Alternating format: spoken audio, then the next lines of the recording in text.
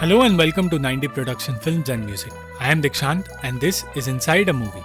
अगर आप इस चैनल पर नए आए हैं तो चैनल को सब्सक्राइब करना और बेल आइकन दबाना मत भूलना। इस वीडियो में हम बात करेंगे 2019 की कोरियन फिल्म किम जी यंग बॉर्न 1982 के बारे में, जो 2016 की कंट्रोवर्शियल नॉवल पर आधारित है। ये कहानी दुनिया की हर औरत की है जिन्हें एक बेटी, एक पत्नी, एक माँ या सिर्फ एक लड़की होने पर क्या क्या फेस करना पड़ता है ये दिखाया गया है। किम जी यंग एक शादीशुदा औरत है जो अपना हर दिन अपनी बेटी और अपने घर को संभालने में बिताती है।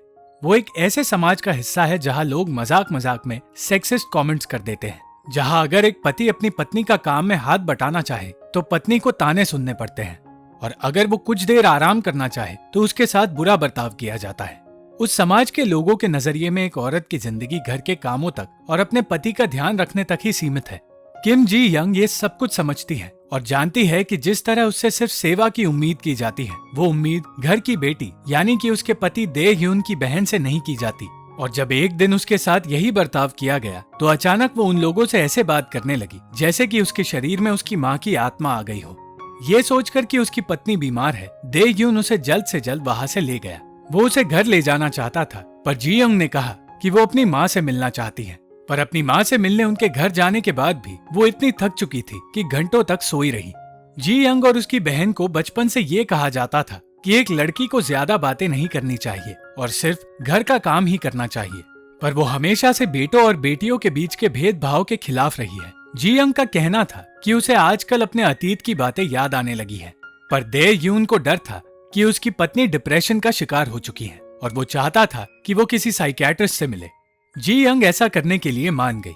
सिर्फ अपने घर और मोहल्ले में ही नहीं, जी यंग जब काम किया करती थी तब अपने ऑफिस में भी उसने औरतों की तरफ की छोटी सोच को देखा था, और उस ऑफिस के लोगों की सोच थी कि जो औरत काम करती है वो अपने बच्चे का ध्यान नहीं रख सकती, क्योंकि शादी और बच्चों को संभालना मुश्किल हो जाता है जब एक औरत नौकरी करने लगती है। इसीलिए शादी और बच्चा होने के बाद किम को अपने सपनों को छोड़ना पड़ा और एक हाउसवाइफ बनना पड़ा। जी यंग अब घर में दिन भर बैठे नहीं रहना चाहती और इसीलिए अपने लिए काम ढूंढने लगी। दूसरी ओर दे ह्यून अब भी उसी रात की बात को लेकर परेशान था और सोच रहा था कि उसकी पत्नी पोजेस्ड है। जब इस बारे में उसने अपने ऑफिस के दोस्तों से बात की तो वो कहने लगे कि जो औरत ऐसा बर्ताव कर रही है वो पागल हो चुकी है, और ये बात दे ह्यून को अच्छी नहीं लगी।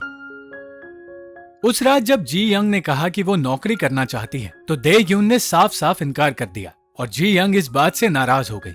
फिर देर रात अचानक वो ऐसे बर्ताव करने लगी जैसे कि उसके अंदर दे ह्यून की कॉलेज की दोस्त स्योंग यॉन की आत्मा है, जिसकी अपने बच्चे को जन्म देते वक्त ही मौत हो गई थी। वो उससे कहने लगी कि उसे अपने पत्नी का ध्यान रखना चाहिए और दिन भर घर संभालने के लिए उसका शुक्रिया अदा करना चाहिए। और ऐसा होने पर दे ह्यून ने एक डॉक्टर से अपनी पत्नी के बारे में बात करने का फैसला कर लिया। अगली सुबह दे ह्यून के कहने पर जी यंग एक साइकियाट्रिस्ट से मिलने गई, पर वहां जाने पर जब उसे पता चला कि उसके टेस्ट का खर्च कितना ज्यादा है तो वो वहां से निकल गई। जी यंग को उसकी दोस्तों ने बताया कि उनके ऑफिस के बाथरूम में किसी ने एक कैमरा लगा दिया था, पर उस आदमी को नौकरी से निकालने के बजाय ऑफिस के मर्द उस बात को छुपाना चाहते हैं। ये बात जानने के बाद जब जी यंग अपने घर जाने लगी तो उसे कॉलेज का वो वक्त याद आ गया जब बस में एक लड़का उसका पीछा करने लगा था और उसे बचाने एक अनजान औरत आई थी। जब यही बात उसके पिता को पता चली तो उन्होंने उल्टा जी यंग को ही दोषी ठहराना शुरू कर दिया और कहा कि उसकी स्कर्ट छोटी है और उसे किसी से बात नहीं करनी चाहिए। और उनका मानना था कि इस सब में सिर्फ और सिर्फ जी यंग की गलती है। सिर्फ एक इंसान है जो हमेशा से जी यंग को समझती आई है और वो है उसकी माँ, पर वो भी जानती है कि लोगों की सोच कैसी है, और इसीलिए जब आस पड़ोस की औरतें जी यंग की बड़ी बहन की शादी ना होने की बातें करती हैं तो वो कुछ नहीं कहती। जी यंग को बताया गया था कि उसकी पुरानी बॉस ने अपनी कंपनी शुरू की है और वो चाहती थी कि जी यंग फिर से उनके साथ काम शुरू करे और अपने सपने पूरे करे। जब जी यंग उनसे मिलने गई तो उन्होंने उसे कंपनी ज्वाइन करने के लिए कह दिया। जब ये सारी बातें उसकी बॉस उससे कह रही थी तब उसे वो रात याद आई जब उसे अपनी पहली नौकरी का ऑफर मिला था। उसके पिता का तब कहना था कि उसे घर पर रहना चाहिए, पर जी यंग की माँ उसके लिए लड़ी थी और उन्होंने कहा था कि उसे जो करना है वो कर सकती है। आज भी जी यंग उसी जोश में है जिस जोश में वो उस रात थी और अपनी नई नौकरी के लिए एक्साइटेड है। पर जब ये बात उसने दे ह्यून को बताई तो वो उनकी बेटी की परवरिश के बारे में सोचकर परेशान हो गया। वो जानता था कि वो लोग एक बेबी सिटर का खर्चा नहीं उठा सकते और वो ये भी जानता था कि सब कुछ संभालना जी यंग के लिए बिल्कुल आसान नहीं होगा। इसीलिए उसने अपने ऑफिस से पैटर्निटी लीव लेने का फैसला किया, जबकि वो ये जानता था कि उसके ऑफिस में अगर उसने 1 साल की छुट्टी ली तो उसे नौकरी से निकाला जा सकता है। जी यंग और दे यून दोनों ही नए बदलाव के लिए तैयार थे और खुश भी थे, पर जब पैटर्निटी लीव की बात दे यून की माँ को पता चली तो उन्होंने जी यंग को बुरा भला कह दिया। एक तरफ जहाँ जी यंग की हिम्मत उन्होंने तोड़ दी थी, तो दूसरी तरफ उन्होंने जी यंग की माँ से कह दिया कि उनकी बेटी बीमार है और अजीब बर्ताव करती है। ये सच जानकर वो तुरंत जी यंग के पास गई और उसे अपना ध्यान रखने के लिए कहने लगी। उन्होंने कहा कि वो जी यंग की बेटी का ध्यान रखने के लिए उनके पास के घर में रहने आएगी, और फिर जी यंग ने उन्हें ऐसा करने से रोक दिया। उसने उनसे ऐसे बात करना शुरू कर दिया जैसे कि उसके अंदर उसकी नानी की आत्मा आ गई हो। उसने उन्हें मी सुक नाम से पुकारा और कहा कि बचपन से उसने दूसरों के लिए मेहनत की है और अब वो नहीं चाहती कि मी सुक अपनी बेटी के लिए भी वही मेहनत करे और अपने आप को तकलीफ दे। अपनी बेटी को इस हालत में देखकर मी सुक और परेशान हो गई और दे यून को पछतावा होने लगा क्योंकि वो अपनी पत्नी का ध्यान ठीक से नहीं रख पाया। मी सुक अपनी बेटी की हालत देखकर ये सब कुछ सह नहीं पाई और जी यंग के पिता से नाराज हो गई क्योंकि बचपन से उन्होंने सिर्फ अपने बेटे का ध्यान रखा है और अपनी दोनों बेटियों को हमेशा निग्लेक्ट किया है।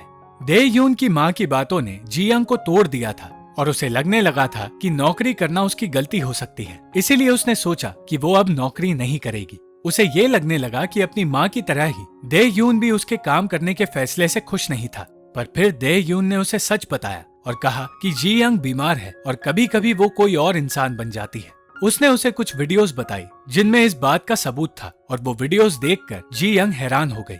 उसे समझ आया कि ये सब कुछ दे यून के लिए भी कितना मुश्किल होगा और दे यून ने कहा कि वो इसके लिए अपने आप को दोषी मानता है क्योंकि उससे शादी करने की वजह से ही जी यंग बीमार हुई है। दे यून से उस रात बात करने के बाद जी यंग ने कहा कि वो अपना इलाज करवाएगी और फिर से ठीक होगी। उसके पिता और भाई को एहसास हुआ कि उन्होंने कभी जी यंग पर ध्यान ही नहीं दिया और इसीलिए अब वो अपनी गलती सुधारना चाहते हैं और जी यंग को वो देना चाहते हैं जो वो हमेशा से मांगती आई है। जी यंग ने अपना इलाज शुरू कर दिया और ये बात अपनी माँ को भी बताई। वो अपने बॉस से मिलने गई और उन्हें बताया कि वो नौकरी नहीं कर सकती क्योंकि वो बीमार है और नहीं चाहती कि ऑफिस के लोगों के सामने वो अजीबोगरीब हरकतें करे। उसने इलाज के दौरान अपने दिल की वो बातें उस साइकियाट्रिस्ट को बताई जो आज तक उसने किसी से नहीं कही थी। वो घुट घुट कर जी रही थी और एक तरह से उसे ऐसा लग रहा था कि वो बंधी हुई है। वो जानती थी कि वो अकेली नहीं है जिसे ये सारी चीजें महसूस होती हैं, पर उन बंद दीवारों से बाहर जाने का रास्ता उसे नहीं मिला तो वो डिप्रेशन में आ गई। उस डिप्रेशन को मिटाने का एक ही रास्ता था जो अब जी यंग अपनाने लगी। वो लोग जिनकी बातें सुनकर पहले जी यंग चुपचाप बैठी रहती थी, आज जब वही लोग उसके और दूसरी औरतों के बारे में कुछ कहते हैं तो वो उन्हें पलटकर जवाब देने लगी है और उन्हें समझाने लगी है कि दूसरों की जिंदगी के बारे में उन्हें तभी कुछ कहना चाहिए जब वो खुद उस जिंदगी को जी चुके हों। दे यून अब जी यंग और अपनी बेटी का पहले से ज्यादा ध्यान रखने लगा है और जी यंग पूरी तरह से ठीक हो गई है। वो बचपन से एक ऑथर बनना चाहती थी पर उसे कभी किसी ने सपोर्ट नहीं किया, पर आज अपना लिखा पहला आर्टिकल पढ़ने के बाद उसने अपनी पहली नॉवल लिखना शुरू कर दिया जो उसकी और दुनिया की हर लड़की की कहानी है। Thank you for watching the video. अगर आपको ये वीडियो पसंद आई तो लाइक, शेयर और कमेंट जरूर करना और चैनल को सब्सक्राइब करना मत भूलना।